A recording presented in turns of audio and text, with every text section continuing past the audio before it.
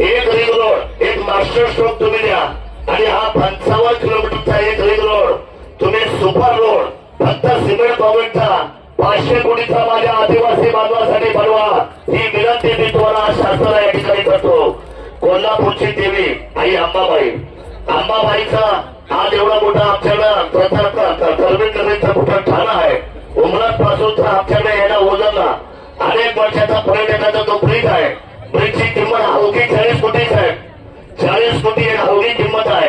मूळ संपत्तीला सकट 40 कोटी आपण दिले तर पर्यटनाला फार मोठी चालना मिळेल आणि ओझरला साहेब आपण तीर्थक्षेत्र जोडलेला तुमच्या काळात अष्टविनायक रस्ते झाले तुमच्या काळात साहेब. तुम्ही सगळ्या मंडळी जे काम केलंय ते लाजवाब मी गेल्या 20 वर्ष आपल्याबरोबर काम करतोय साहेब. कामाचा वेग शिवनेरीच्या बाबतीत तुम्ही घेतलेली उंची कामाची प्रगती आणि सगळे शिवभक्त आपल्या सर्वांना या कामाच्या आणि कर्तृत्वाच्या जोरावर आनंद व्यक्त करतोय.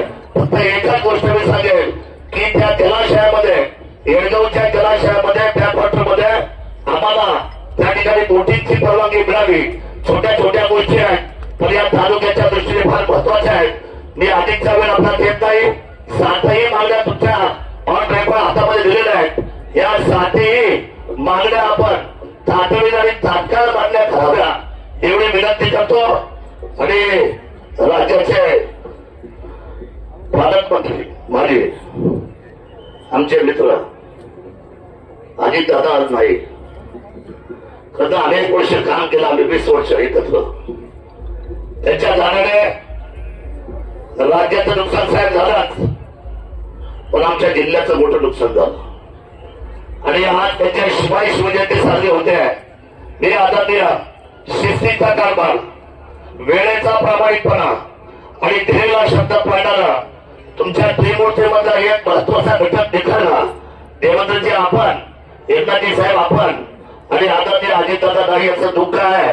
परंतु सुनेत्रसाहेब पवार आज या भागातमधून आपल्यावर काम करताय आणि आज या जिल्ह्यामधून काम होत असताना मी त्यांच्या प्रती आणि सगळे विधानभवनचे आमदार आम्ही निश्चितपणे या सरकारबरोबर विकासाचा धोरण आणि शिवभूमीला विकासाचा धोरण या महाराष्ट्राच्या उंचीवर नेऊ ही भावपूर्ण श्रद्धांजली आदरणीय अजितदादा पवारांना